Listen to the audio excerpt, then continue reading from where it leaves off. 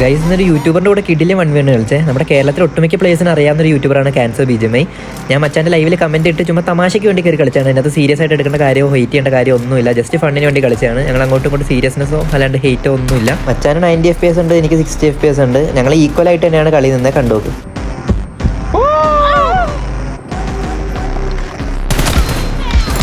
ഇതിൻ്റെ FPS മാത്രം കുറവുള്ളതുകൊണ്ടാട്ടോ. ഇതിൽ ഞാൻ തോക്കും.